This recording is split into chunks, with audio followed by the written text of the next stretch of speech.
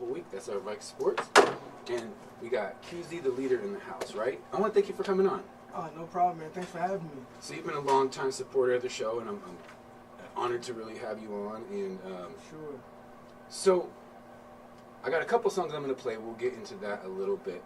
But what brought you to Portland in the first place? Actually, like, I was with a group, me and another guy, and we had a show out here in like 2010. Okay. And I think it was like Club Greek. Okay. Before that. Yeah, before that, yeah. So we did that, and then like they wanted us to come back and do it again. So I was like, yo, I like the vibe out here. Okay. And I was like, I'm gonna come back. So the opportunity came to come back, and I did. So I'm now living in Portland. I love it, and I love the scene. I love the artsy scene and the collaborative, atmosphere that's out here. I like it. Oh, and you came at a good time, because I want to say, like, if you go back 10 years, which is before you probably ever even came here, the scene was not like it is now. It was not. I heard. There was a lot of fraction. There would be shows, and only the people that like looked like the artists came to that show. Right. It was these kind of rappers went to this show, and all the backpackers went to this show. It was really secluded, and Star Child and some of them cats and DJ Cliff and Cool Nuts really like fostered a different atmosphere, and the scene now is so much better than it used to be. So you came at a really good time. Yeah, that's what everybody been telling me. They was like one of my closest collaborators was like, yo, a few years ago, like it was like cops were shutting down shows and the hip hop police and like all of this stuff. I'm like, whoa, that's crazy, because I haven't witnessed anything like that since I've been out here. Oh yeah, there was no downtown. There was a period where there was no shows going on. It was because of that fraction. It would be all the like this kind of crowd at one show. And so some shows were really rough, and those shows would give everyone else a bad name, and it'd affect rappers that didn't have that kind of crowd. But please are stereotyping, you know what I'm saying? Yeah, of course. But for sure, the stuff that they got going on, like the Thesis and the Mic Check, we didn't have anything like that where it was a monthly showcase for artists. Yeah. So where did you originally come from before you came to Portland? Originally, I came from a place called Biloxi, Mississippi. All right. Which is down south, like an hour away from New Orleans. So I went through Hurricane Katrina and all of that. Being homeless, having to, live with relatives and them kicking us out, and doing it all over again, man. So I decided I didn't want to do the hurricane thing yeah, man, I can't ever again. So I packed up, came here. I like the vibe, like I said before, and I'm here. Yeah. To kind of get on that real quick, not to go off on hurricanes for an hour, but what is that like? I've never been near nothing like a hurricane, so I can't. I mean, does the wind just knock you over? I mean, when do you know it's time to get the F out of town? It's crazy. Like, you go through this period that you don't want to believe it, like it's gonna happen, because you don't want to lose like all your possessions and like everything that you worked hard for, and like your house, and then you just go through this moment like, okay, this is gonna happen. So you decide, oh, I gotta go, because mandatory evacuation. And if you don't do that, like the people will come through and tell you, hey, here's a sheet, sign this for your next of kin, because if you die, we need to let them know. So, and I lived in like a flood-prone zone, because I used to live close to the beach. So, so like low elevation. Yeah, low elevation. So, I mean, we was in that flood-prone zone, and we had to go. Came back after the storm. House was flooded. The water line was like 8 feet. Dead bodies was all over the ground. It was crazy, man. It was like an atomic bomb went off. It looked like Haiti when I came back from where I sought refuge from. Jeez. Yeah, it was crazy. Well, we don't get many hurricanes here, so or any, so I think you'll be okay for that. Yeah. You got to watch out for earthquakes, but those aren't. I don't know. Who knows when that's happening? Exactly. Right now. But so we're gonna get into the hip hop stuff, I promise. But what's the biggest difference you notice coming to Oregon from Mississippi? I mean, landscape wise, because I've gone to places like Arizona and Colorado, or not Arizona, excuse me, I've never been there. Nevada and Colorado, and just been like, it's completely different. Like when you come here, what's the first thing you notice landscape wise? Is it different, or is there a lot of trees there too? Or I always like to ask people stuff from there. It's kind of flat, but not really. Okay. It's beautiful here. It's like the stuff I see on National Geographic, it's here. So in that aspect, the terrain here is beautiful. It's more so like very flat and close to like the Gulf of Mexico. Mm-hmm. So it's very flat. Not many hills. In Upper Mississippi, there's like hills. Oh, okay. But I mean nothing that compared to the hills and mountains here. But yeah, it's kind of sort of green, but not really. It's like this weird in between. So, but yeah, I was awestruck. Now, the first time that we came, like I said, when we had the show, like I couldn't believe it. Like flying and seeing Mount Hood, I was like, yo, this is what I see on like National Geographic. Well, the first time I flew on a plane, I went to Vegas, and I come back and I'm like, damn, we live in the damn forest, because you don't really realize it till you go somewhere with like no trees. Exactly. I was like, wow, we really are blessed having all this like greenery around here. Yeah, that probably would be Texas. Texas is like that. I've heard that. Yeah, my co-host on my other show actually he spent some time in Texas in high school and college, and he tells me that all the time. That it's just way different. Yeah, it's way different. So, what can I ask you? Kind of, is there any artists since you moved out locally that you've been checking or feeling before we get into your stuff? I've always said this. I did what Rashid Jamal is doing. Oh yeah. I like Capes. I like Cool Nuts, of course. And it's some new cats on the come up that I've worked with. It's a cat named Comic. I've worked with him. It's a few other cats, man. I can't think of their name right off the top, but yeah, I mean, it's great to see the diversity of music. And so everybody has like their own lane, and we can mix it up and things like that. So I think hip hop in Portland, from what I've seen, is in a great space right now. I really do. So I can't wait to see what we do next, and more collaborative projects and things to come. Maybe some stuff for the city. You know what I'm saying? I think that'll be dope. For sure. Rashid Jamal, that was a good one. That's a guest talking about someone I'd love to have on the show for sure. If you're listening, you can come on anytime. But yeah, I agree. Portland never really, like back in the day, had its own sound. So there would be some people that were really into Bay music here, and some people were really into like East Coast music, and there was another crowd that was kind of into the Outkast thing. So we're kind of a blend of everything here, which is cool. Right. I'm gonna play a song of yours coming up, Greenhouse. We're gonna play that first. Do you want to talk about that one before we get into it?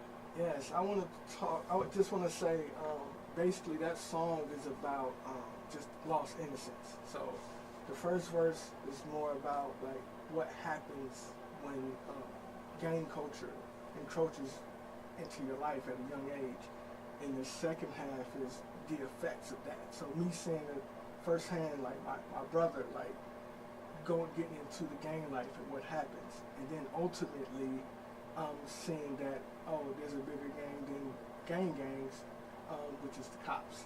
Oh yeah. So that's what Greenhouse is about, man. Just that awareness and just how quickly things can change and how quickly like you're forced to grow up and you got a decision to make at that point, So I think I made a okay decision. Okay. Well, let's play that and we'll talk about it some more. We're gonna do Greenhouse here on They Gave Me a Show. Yes, sir. And we'll be back after that. Thanks for tuning in, everybody.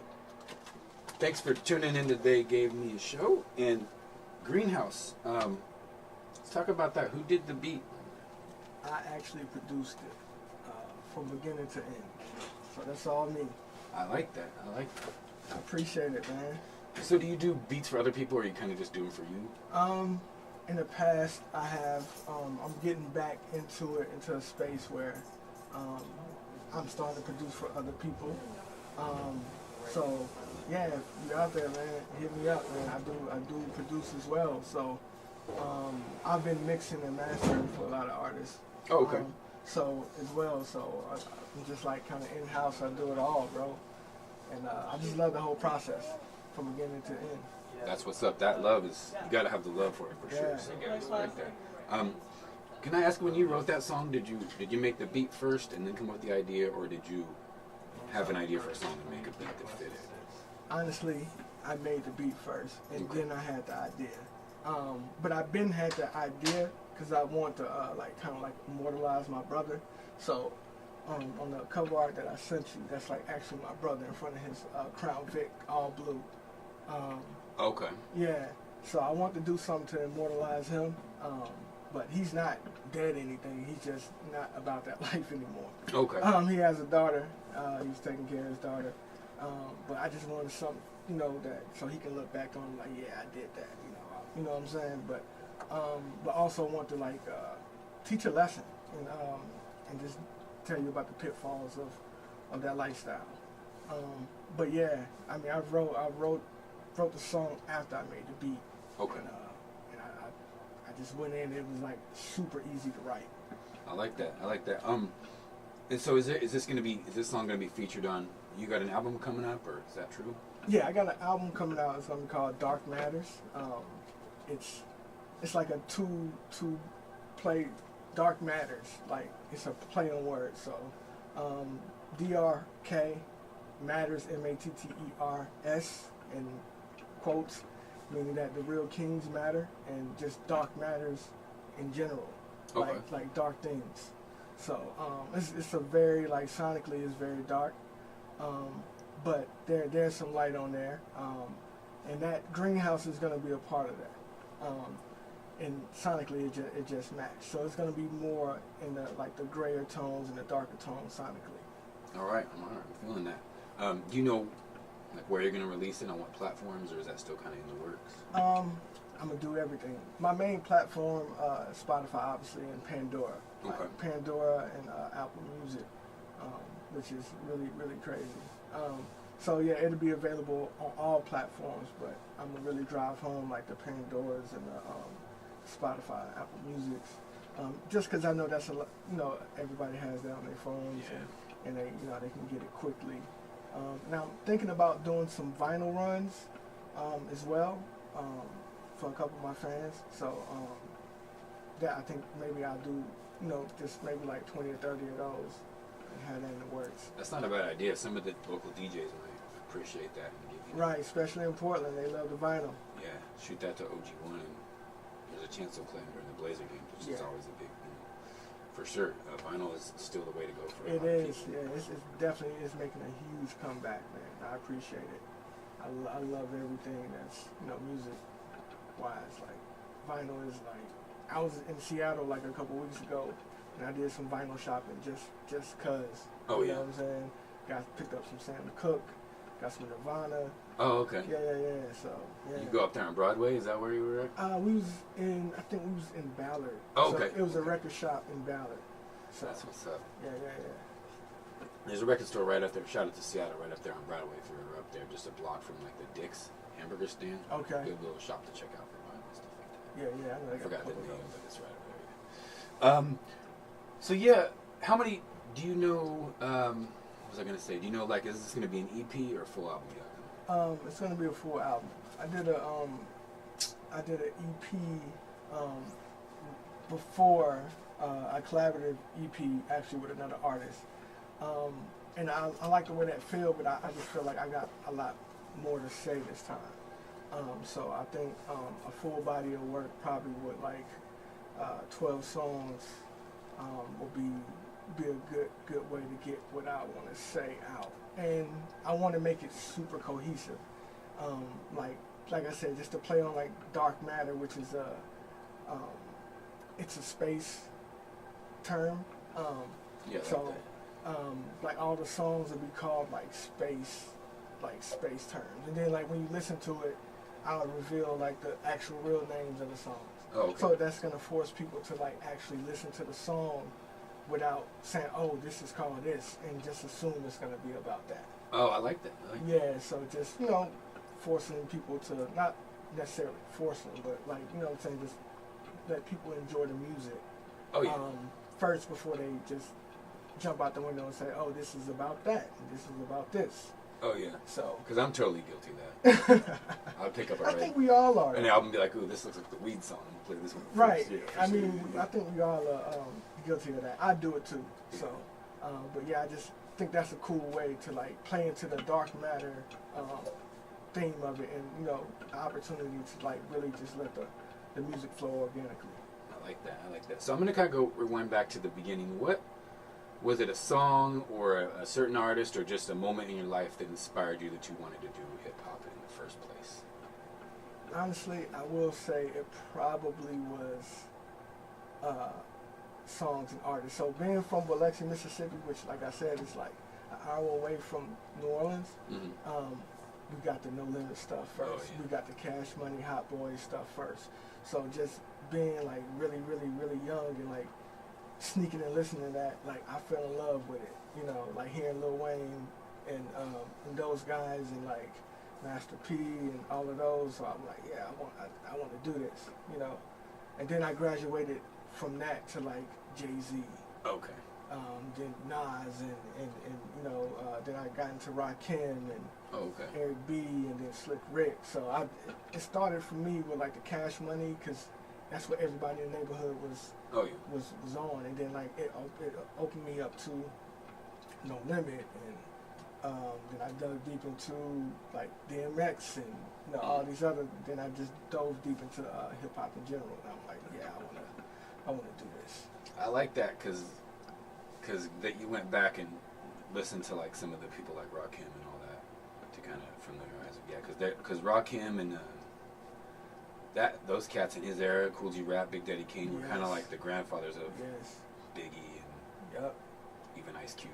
Yeah, and For Pac, sure. and Pac as well. Oh, yeah, Pac and Biggie, and you know, even Planet Rock. I went back and did my research before I even started to pick up pen. And what's funny is that like I started producing first. I would produce for like my friends off like a PlayStation game called MTV Music Generator. Oh yeah, I had that. I could never figure out how to make a good beat with that though. Someone gave it to me for my PlayStation 2 or 1. Yeah, it's the PlayStation 1 probably. Yeah. And I could not. I could make like a cool, like a 4-bar loop, but I could never figure out how to put a whole song together on there. Like, yeah, it's tough. I mean, it was tough. Like, but you know, when you're a kid, your imagination is just like endless. Yeah. So you stick with it for a while, especially when your mom tell you, you're gonna be in this house. You know what I'm saying? So we figured it out, and I would just make beats for them. And then we figured out how to get it from the PlayStation into a mixer. Oh yeah, someone made a whole album off of that before. I want to say Corrupt or something like that. So. Either Corrupt or Crit. I know Crit started with MTV Music Generator as well. Yeah, that's what's up. That's cool. I like that you're bringing stuff up. That like bringing you back to that time period for sure. So I like that. That's yeah, cool. I credit MTV. There you go. for getting me in the production and music game, man. For sure. So I was gonna say the Cash Money and the No Limit thing. You probably don't know this, but it was like that here too. Oh really? They were hitting. They would have all those albums, and they had the little chain on the back, and we would all every Tuesday or whatever day music came out. Everyone from the town would be at like the Sam Goody at the Lloyd Center, picking those up. All of them. The Young Bleed album. It didn't matter. It didn't matter. Yeah. Fiend. It didn't even matter. Like they had that thing on it. We were picking it up, and they all had like a Master P feature. And, yep. Oh yeah, for sure. Yeah, those were the times. Like I mean, my mom's probably not listening, but I used to skip school, man, and to go pick up No Limit and Cash Money albums, man. Don't kids stay in school? Don't skip school. Don't do that. But I did that, and you know I was just so passionate about the music at that time, and like it was such an event now. I mean then, and now it's like you drop it, it's on your phone. Albums weren't. There was a summer, I think summer in '97, going way back. That we probably streamed. Me and my friends probably played nothing but that True to the Game, True album for the whole summer. Yeah. Maybe some E40, but besides that, like that was... Yeah, it was hard. Just that album over and over again. I think it had like the ski mask on it. Yeah, the three of them with the... Yeah, that album was hard. Yeah, for real. Hard. That was what put me on all that. Before then I was like, About It is cool. But when we heard the True album, that was what really brought it. Portland, that was what blew it up here in Portland. That's crazy. I didn't know you guys were on it. Oh like yeah, it was big time. Because Portland's always been like, for the real in the town cats. E40 was like the kind of like, because we had Cool Nuts and the U Crew, but E40 was the big national act that everyone sweated here. But when No Limit came, it was E40 and then them for a stretch. Cash Money a little bit after that as well. But yeah, for sure, people were really lumping it here for sure. That's dope, man. That's dope to hear, man. Because I just thought it was like within that regional area.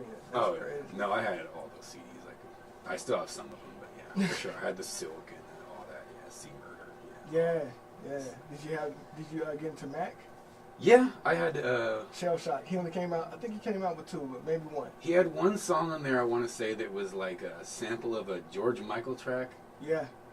And my friend, I remember we were at a party. He got it right away. He was like George Michael, and I was like, that's what it was. Yeah. Oh yeah. I love Mac, man. Free Mac, by the way. Oh, is he? Oh man. Yeah, that's tough, man. Is it C Murder still? Yes. Yeah, man. That's also tough. Yeah, it's also tough. Yeah, man. I like hearing that. So, do you remember the first song you ever wrote? A lot of people say they still remember their first song they ever wrote. So I'd like to ask you that. Do and I don't. Like I wrote it with my my now best friend, my cousin, who's now deceased. Rest in peace. Actually, he died on this day today. A couple years, probably like 10 years ago. But like we had like this Casio keyboard, like, and we would like overdub and hook like a piece of tape up to like a headphone and like record. And it was just something just so stupid. Like we had stupid rap names. They were corny, but I mean we were forming what was gonna be us, and that passion for music. And it was like TVs and Humvees. It was like very like Cash Money, flashy, bling bling, like. And we didn't have nothing. We were kids, bro. Like, no, yeah, no. But I went through that. I called myself MC Pinocchio because I had a big nose. And come on, some of those raps were so terrible. Like if people heard it now, I'd just never want to go out in public again. So I feel the exact same way, bro. The exact same way. So yeah, but I remember that, man. And we like dubbed it on cassette tapes. I know kids don't know what cassettes are now. Put like the tape over the thing and stuff. Yeah. Oh yeah, for sure. So what's a tape? Yeah, but I lost all that in Katrina, so I mean it would be good to hear my cousin's voice, but yeah, I lost all that in Katrina, man. Like I couldn't take everything. So. We had a tape, and we were gonna do a group. Me and two of my friends, and we like actually went and had this old producer that used to run around here named Straight Lace, if anyone remembers back in the day. And he recorded the song for us, and my friend's brother he would not let up. He would relentlessly clown us about the song. And so I remember I taped over it one day because I didn't want no evidence, and I was so pissed at him. Everyone was so mad at me for taping over it. See, you probably wish you had it now. No, now I wish I hadn't, but I'm surprised everyone didn't slap me for that. But it was garbage for sure. What about the first time rapping in front of other people or getting on stage? What goes through your mind? What went through your mind the first time you did it? Cause yeah, I mean, at that time, like we was in the neighborhood, like we was a crew, it was like 6 of us, so it was like, yeah, we're gonna show them, we're gonna show people our name. Like I wasn't nervous, it was like, cause it was like, we was a brotherhood, it was like 6 of us, and it was like adrenaline rush, and we did it at this park in the neighborhood. They had like a Stop the Violence thing every year at John Henry Beck Park, and we did that, and it was like, yeah, we're gonna kill it, like, cause you're with your brothers, you're with people that you're comfortable with, like you've been practicing in the bedroom with these guys for a minute, so I was like, this is nothing, so yeah, that the first time was probably like in that park, and it was crazy. Like I just remember coming off the stage and just feeling like elated for like a week. I like that story. Most people have this kind of different story where they're nervous, so I like that yours that's cool, that's real, for sure. Yeah. If you're that comfortable that early on, it's probably only up from there for sure. So yeah. You don't get nervous performing in front of people? Probably now, because like I said, I was comfortable because I was with my brothers, but now it's like I'm like solo. It's like now it's like I live in my head sometimes. Like I'm like I get ahead of myself. Oh yeah. Make sure you say this right. Make sure you enunciate that. Instead of like back in the day, you just like, oh, we're gonna get up here and do it. Yeah. So now it's like, I'm kind of like a perfectionist, man. I admit it, but I get in my own head, and sometimes the nerves will take over, but for the most part, I'm good. That's good. That's a good trait to have in music, being the perfectionist thing, because people don't buy music like they used to, so you really gotta be. There's nothing wrong with putting out, just making sure everything you put out is solid, for sure. I respect that. Yeah. Speaking of solid, I'm going to get into another track of yours, Master Chain. Am I saying that right? Broken Masterpiece. Okay, this one right here. I don't think the name came through right. You sent me that one. Oh, yeah. Can we play that? Is that cool? Is that edited or? I don't know. Okay. It may be the wrong file. Okay. Well, I can just self-edit it along the way if you want. Okay. I'm got nothing to lose. We're gonna play that here on They Gave Me a Show. We'll be back after that. They Gave Me a Show. We're back. I was slipping on the controls there. So tell me about that song. Broken Masterpiece. Yes. I did that song probably 3 years ago, and basically it was just me observing a relationship from the outside, and I just put my own little spin on it, and add it to the storyline because I like to look at people and be like, oh, what can their story be? So yeah, basically it's just about a guy not taking care of his girl and not treating her like the masterpiece that she is. And, if you get with a guy like me, so to speak, I'll treat you like that. You're that ladies. But yeah, it was a dope song. A cat by the name of Coda produced it. Okay. I didn't do that one. He did that one, and I was gonna ask you that. yeah, we did a whole album together, and it was on the album. Album's called Moments of Genius Part 1, and he produced it, and I think it has Brianna Marion on it, and she's from Portland. Perfect. I was gonna ask you that next too. Was a singer and Yeah, somebody she wants to check her out. yeah she's a very talented artist. Probably like the second artist I worked with when I came to Portland. So if I'm not following her, I'm gonna look her up and follow her, 'cause for sure. Yeah, she's and we're supposed to be working on other music, man. And I've been trying to get on it. So Brianna, if you're listening, let's work. Let's get to it. Yes. Let's get to it. Yeah, I like that. And so everyone should be looking out. You follow first. Where can people follow you on social media? Because I've been following you. So mainly on Twitter. Okay. Twitter, and my Twitter is of course www.twitter.com/ QZ the Leader, QZTHALEADER. Okay. And Instagram.com / QZ the Leader. I keep it simple, and yeah, I'm there. On those, I don't really do Facebook like that. You don't get.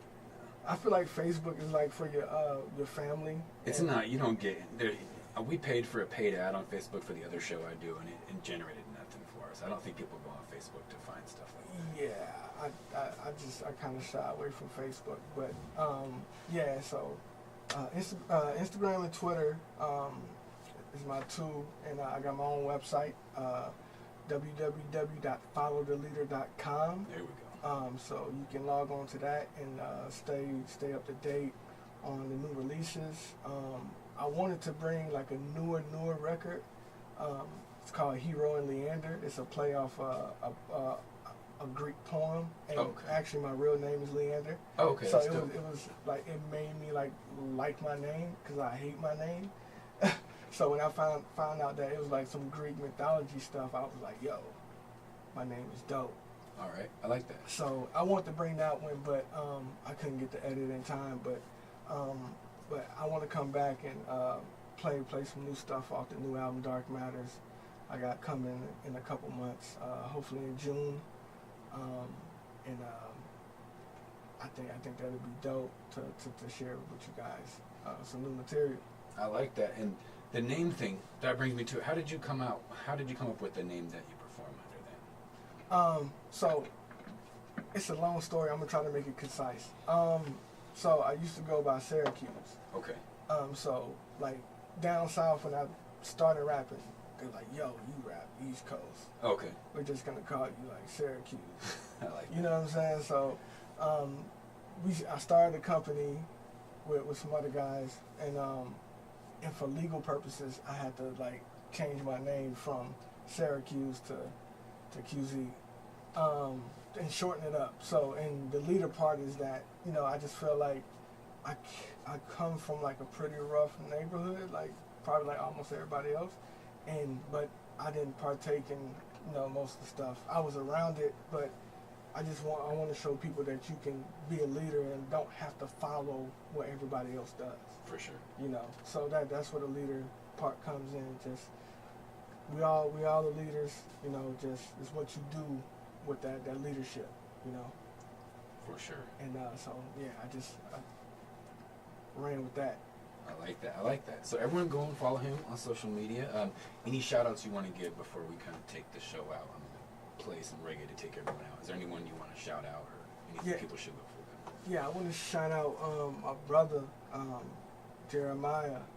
Wiz, we started this journey together. And, you know, he's in the Navy now. And, but my brother too. Is he? Is he going to be here for Fleet Week? No, he's been in for like 20 plus years now, and almost, yeah. They're always sending him somewhere, so I don't even think he's gonna be in the States at that time. So. Oh, okay, yeah. So, yeah, I just want to shout you out, bro. I see you. Thank you for the features that you still send me, and just more time together, bro, and just. I want to give another shout out to my family, man, and cause I'm up here and they still down there, and and I'm out here, I'm getting it, I'm trying to get it, and everybody hold it down, man, and look out for that Dark Matters album on the way, and hopefully I'll be back with some new heaters. That's what's up, and yeah, you're welcome back to the show anytime. Everyone follow him when you do come out with new stuff. I'll share that and announce it as well for my followers and the show followers. Thank you, sir. For sure, and you're welcome back anytime. We're gonna get into some reggae, and we'll take you guys out. I'll see you guys next week on the Give Me a Show. Right.